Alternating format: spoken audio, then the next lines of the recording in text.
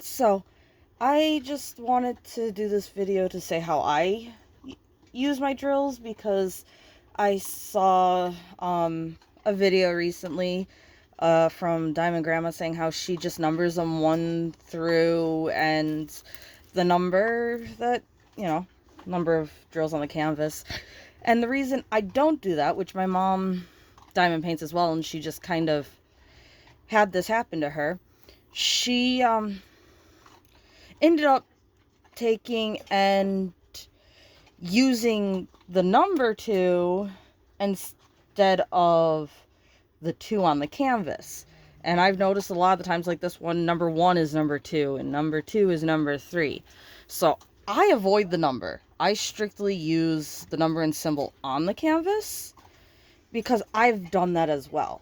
And she said she had half of an area done and she accidentally used the number 2 instead of using the 2.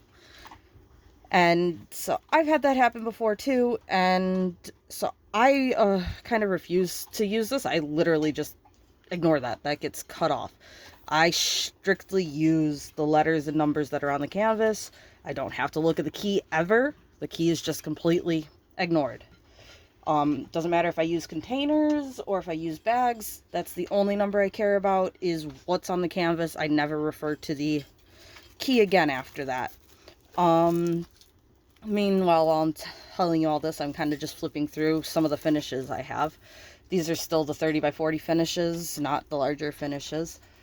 But I have, in my last video, you could see the bags I used. When I do put them in bags, I do put DMC colors on the bags if they have it, so that I can store them in the correct area, and I can list that that painting has a DMC code to it, so that I can put all my DMC blacks in the same thing, and I know which paintings had a black, so if they were missing a black, I could go get their black.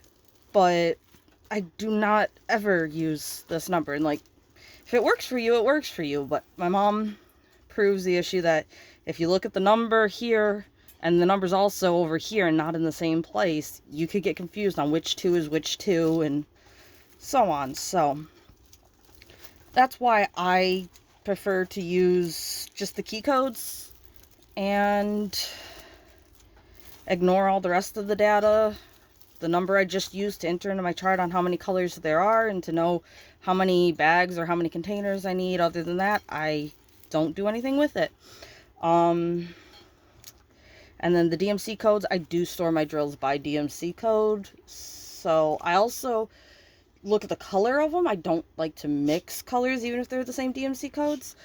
So I will store, 3 of the exact same number if they're 3 different colors. And I will put on the back of the index card which painting it goes to. So if it goes to 5 paintings, then I'll have that color for 5 paintings. And the lighter version of it only goes to 2, then I'll have the lighter version for 2. So if I ever miss a drill out of one of these, I can go back and look up the exact, color drill I used in that area, because sometimes the colors are different than what they should be. So I just wanted to upload this video and say that's how I organize my drills. I will get the bag to show you real quick. So again, this is one of the bags I just showed you with the lady I just got done with. And like I said, when I do the bags, I do the letter and the DMC code, or the number and the DMC code, so that I can store this. I do end up putting them all in a larger bag when I need to and storing multiple together. And on the back of it, I have the painting. And then if I put more than one painting in a bag, I'll just put more than one label to the back of it. So that's how I use my drills and how I store those. I have them in a index card locker in bigger bags with all this information on the card, so I can go get back and get the exact color I need. When I do them out of containers, I strictly use the letter, because that sticker just gets thrown away when I'm done. And then I put the DMC code and the letter on the bags at the same time, so that I can transfer them to the bags when I'm done. So that's all the finishes I have in here. That's not all the ones I have hanging up or all the ones I have in my big book, but just wanted to explain how I did stuff and what worked better for me.